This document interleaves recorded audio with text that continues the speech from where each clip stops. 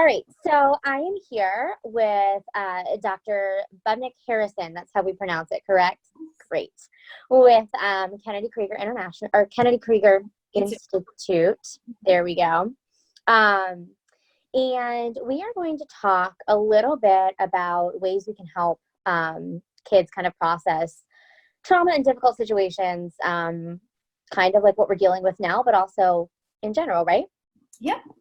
Awesome. So go ahead and tell me a little bit about the services that Kennedy Krieger offers, and then also your role within the organization. Wonderful.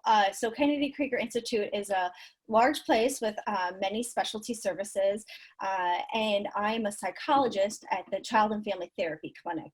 And so I provide treatment to children and families, and in the last few weeks we've transitioned to telehealth services, so they're still available, and we treat children 5 to 20 with a diverse array of issues, things like anxiety, depression, anger, parent-child conflict, peer problems or school problems, LGBTQ issues, as well as adjustment and transitions in a case like divorce. Wonderful. So pretty much anything we might deal with as parents, you're there to support us. Absolutely. That's great. So specifically with young children, what are some ways that parents can help address any big emotions and maybe even potential behavior issues that might arise during stressful times, whether that means our current pandemic or really anything we might face throughout our lives? Great. I like to think of a formula. I like to gather information, try a plan, and then of course it's important to adjust as needed. So I'd like to talk more about that. In terms of getting information, you want to gather what observations other caregivers might have. You might also want to get information from different credible sources, and depending on their age, ask them what's going on, so that way that can be included in the discussion and development of the plan. And so trying something can mean many things. It can mean something rather simple or something more elaborate and multi-step. A really important component is, regardless of what you try, to adjust as you go on, because there's going to be different situations where you might want to use that plan, or even just once you have the plan and things are going better, you're going to get further along in the activity you're attempting. And so there might be things that were unexpected that need to be addressed. And these are the kinds of things where you're having a tough time and you've tried a few things and it's not going well. You can always call someone on board like us to help out with what's going on. And just so you have something a little bit more concrete to get you started, I often try to call attention or praise a part that is going well. When do we see those behaviors? And when we call attention to it, notice it, maybe even offer a prize when we see it, we'll extend that further. Awesome. So when you said kind of pull in thoughts or kind of insight from various people in your child's life, that can be like teachers, childcare providers, Absolutely. Okay, and other family members. I know, I mean, oftentimes with parents, they behave a lot differently with us than they do with other people. Absolutely. And now I think there's been a lot of communication across the different systems. And so you might be spending more time with your children, and so the daycare and schools are offering their support. You might ask, did you see this kind of thing, and learn how you used to approach it, and that's going to be wonderful for your child. Awesome. I was going to ask something, and then so I know you and I kind of talked a little bit how it seems like there's people are kind of not as, I don't know if afraid is the right word, but people aren't as kind of shy seeking insight from professionals like yourself about kind of mental health struggles or anxiety with kids, as maybe they have been in the past. So it's become a little more mainstream, fortunately.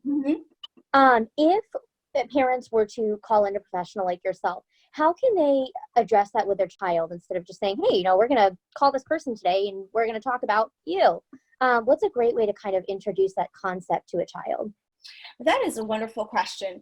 And it's one that, as a professional, I try to facilitate some discussion Mhm. about at the beginning of an introductory meeting, and many folks in my style of role would help along with that.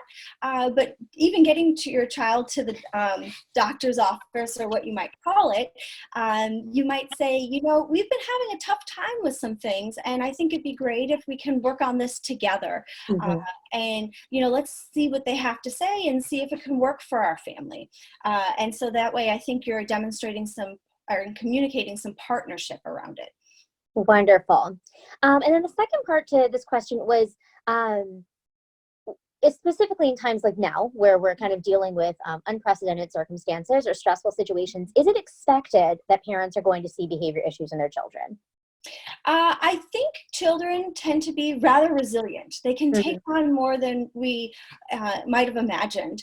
And so there might be some children that are kind of riding the waves rather fine.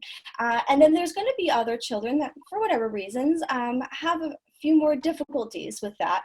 And so I think you're going to need to take the approach that is fitting to your family Right. as you're dealing with that. And certainly it wouldn't be unexpected that many children might have small to larger reactions. Right. Awesome. So, what are some ways that parents can ensure that we're not losing sight of our own needs while trying to care for the needs of young children during stressful times? hmm and so, first of all, dealing with a child when they're having a difficult is hard, and so Mhm. it's important to recognize that. So your question is very important.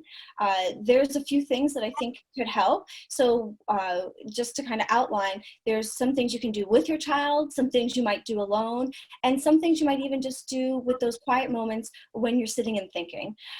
And so I like when families invite their child to cope with them, or that they cope alongside with their child. And so your child might be getting exposure to some yoga material, and you might check it out with them, or you might check out something together, so that you're exploring options that can fit your family.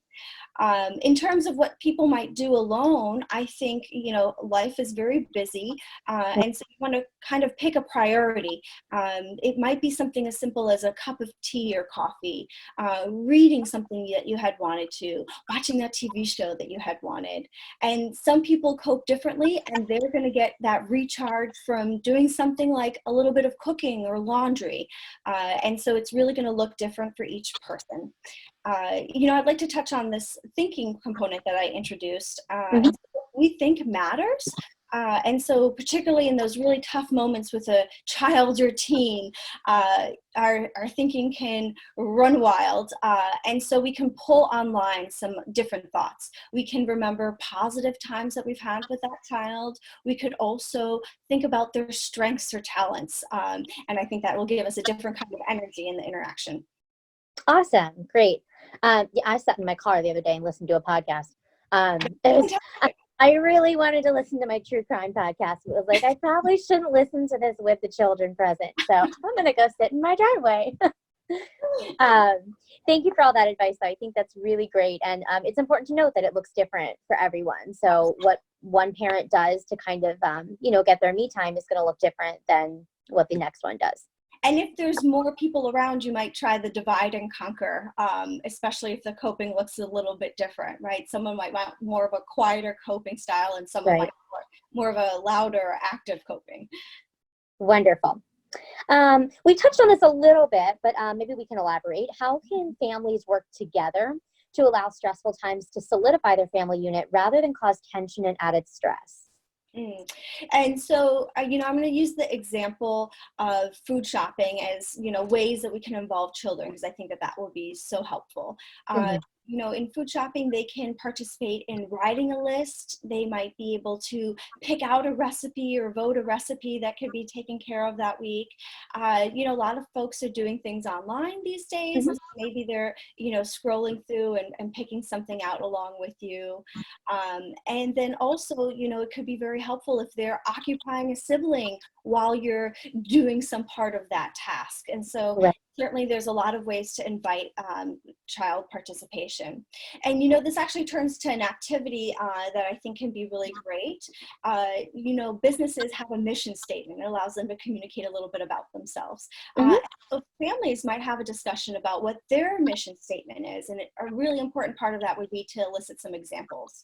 And then depending on the age of the children, this can turn into a fun art project.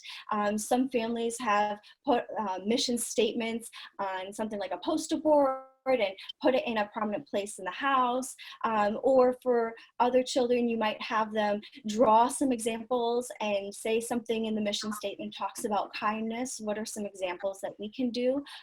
And so I think families can really have fun with this. I love that. So really just kind of involving everybody in the family and kind of giving everyone a job that makes them feel important and needed. Yeah. Love it. So what would you say to parents and families who feel like they might not be doing an adequate job keeping all of the balls in the air during times of hardship and stress? We talked about this a bit. Yes. And so as parents, we certainly understand those feelings. And, folks who have felt that way have found that there's some things that can really pull them through. And so as part of my work, I'm often thinking about values or priorities. And then these are different than goals. And so a goal would be something like, I'm going to make 3 recipes in whatever amount of time. And really a value, say maybe kindness, we can live that out every day. It's not black and white if we achieved it or not. And so a kind act might be that we make a family member's favorite recipe. And maybe there's even a rotating schedule until you get to 3.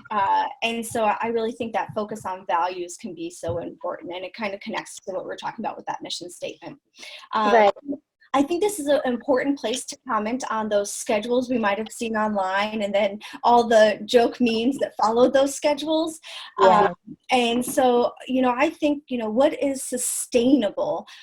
Most families are going to have a meal that, kind of hallmarks their day. And so something as simple as what's something that happens before that pivotal meal and what's something that happens after that meal. And that might be enough structure to give children some consistency. Now, remember, whenever we make a plan, we need to problem solve those hiccups that come up. And so certainly there's going to be situations that warrant more structure than that. And so then you would make a different kind of plan. If the homeschooling component didn't go well, kind of elaborating on that part. Or many families have to spend a little more brain power on morning routines and evening routines. And certainly through that, some families might get to a much more scheduled time. Right. But it sounds like really we shouldn't be beating ourselves up if our initial plan maybe kind of goes off track a little bit. It's okay to reset and retry. Yes, exactly. Wonderful.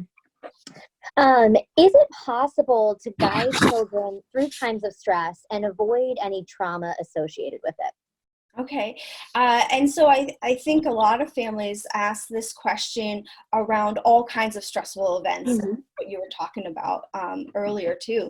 And so whenever we're talking about these critical times in people's lives, we want to offer opportunities for discussion. And in that discussion, we want to make sure that we're on developmentally appropriate or age appropriate levels, that we're being truthful, matching that level. And I often recommend beginning that discussion with a question, because that opens a door. And when we hear a response, I think it's important to recognize the feelings that that child is communicating, letting them know that their experience makes sense to you. And certainly once we open the door to the question, something like what's going on in the news these days, there can be misunderstandings because children get gaps. They might be running through a room and hear something quite compelling. And the way that they fill in the gaps can often be with the scariest scenarios. And so we can have an opportunity for offering clarification. And I think we want to offer opportunities for this, but we don't want to force conversation about this or overexpose, to the media and things that might be happening. Right, just kind of let them lead. Yes. And, many parents will find these discussions because there's a host of things that can go on in a family's life, difficult. And so a parent would also need to maybe cope ahead of this discussion, have a plan for during, maybe making sure that they're engaging in good breathing at that time, or make sure to decompress after. Wonderful. And this advice, I mean, it obviously applies to what we're going through now with the current pandemic, but it can really help with anything, death of a loved one, loss of a pet, a big move. Yes. So great. So if an experience does prove traumatic for a child, or a child is experiencing extreme anxiety over something, or not really being able to get past something, is there a way for families to really work through it? You got it. So this is a wonderful question, and I'm going to start by kind of highlighting some of the vocabulary we're using. So stressful events and traumatic events. So when I hear trauma with my training, it has a very clinical definition. And so certainly as we get closer to that definition, we're going to recommend that folks seek evaluation with team members like me at Kennedy Krieger Institute. And the Institute, we actually have a specialty team for trauma, and we know addressing and getting that treatment can be so helpful. And I'm kind of going to broaden it, because that kind of brings us to a very specific place. But these stressful events happen, throughout families' lives. And that's something that we're dealing with in our clinic all the time, in the Child and Family Therapy Clinic. And so I think it's important to learn ways to facilitate healthy coping, and different family members, again, are going to cope differently, so we can explore and try new things together. It's going to show these children a lifelong message about healthy responses to stressful and traumatic events, and then the family should also prioritize and make space for that. And often we'll notice, there will be a caregiver, and some of the other folks in the family might have a similar coping style, so maybe they have times to go do something, and maybe there's some other different kinds of copers, like I said, kind of louder copers and quieter copers. So that's certainly something that they can do to be supporting the health of everybody. Wonderful. And professionals like yourself and others at Kennedy Krieger, you can be there for families in the long term, but you can also be there to kind of get them through like a hiccup, right? You got it. And so certainly our engagement and treatment is going to fit what's going on, and that might just be a handful of sessions, although there are certain situations that kind of continue, and so we might meet for a longer time. Wonderful. So how as parents, how do we know when to give leeway for behavior issues that might be tied to things like anxiety, and when to really step in and maybe even address or discipline as needed? I love your question. This is what we do at the Child and Family Therapy Clinic all the time. And so an important note is that it's difficult to know the cause of the behavior right in that very moment. And in the work that I do, it's so important that we even slow down to ask ourselves that question. So I thought it would be kind of fun if we did a little word association. And say there was a time a kid threw a shoe. Some idea that might pop in our mind could be, he is bad. And if we had that thought, we might think, punish them. Alternatively, some other folks or in our thinking might come to an idea, they're stressed. And then I think that leads to some other associations. Right. Talk to them, teach them coping, support them. And so likely in situations where you're not so sure, you're going to want to blend. And so shoes weren't designed to fly in the air. And so we would want to clean it up, perhaps apologize if it hurt somebody, broke something, or even just frightened somebody. And then I think we want to come back to those other hypotheses we had, our ideas, to support them and help them calm down, and talk about it likely at another time when people are going to be in the mindset to be able to have that discussion that can lead to growth. Wonderful. I love that. So it sounds like really we should try and broaden our perspective of what might be happening in the moment. Absolutely, absolutely. Slow down to consider all more possibilities. You know, overall, I think there's a few things that kind of came out from these great questions, that it's important to explore different ways of coping, allowing some time for discussion and questions. And I think a few times we mentioned it's so important for caregivers to spend some time coping themselves, so that way they're ready to give their best effort to all the family members. Right. If I can ask real quick, I know that we touched mostly on the younger kids, but just it kind of got me thinking, especially with this last scenario. Mhm. Those with older kids, especially teens, you said you could Mhm. treat up to age, 20. So those with teenagers, I guess communication is also really important at this point. Mhm. Um, how do parents kind of know with the teenagers when to step in and have a discussion right then, and when to kind of step back and let the teens come to them? Oh, beautiful. So I think when we were talking about how to facilitate, the resiliency in children, we said to offer opportunities to discuss. Mhm. And so for a teen, you know, it might be when we bump into them for a meal. I could even picture it being an electronic means, sending a text or some sort of electronic message. I want to chat about things or invite them to look at the news with you. It could look so different. But I think that invitation would be great because it just opens the door. And even if, you know, that moment they're, doing some other kind of activity, they can always come back to it. Wonderful. Awesome. This was all really great advice. So is Kennedy Krieger currently accepting new patients via telehealth right now? Absolutely. Mhm. Awesome. And how about a wait list for that? Is there kind of room Minimal. for people to get in fairly quickly? Absolutely. Yes. Wonderful. Awesome. Thank you so much for answering all of these great questions and giving such awesome insight. Is there anything else you'd like to add before we say our goodbyes?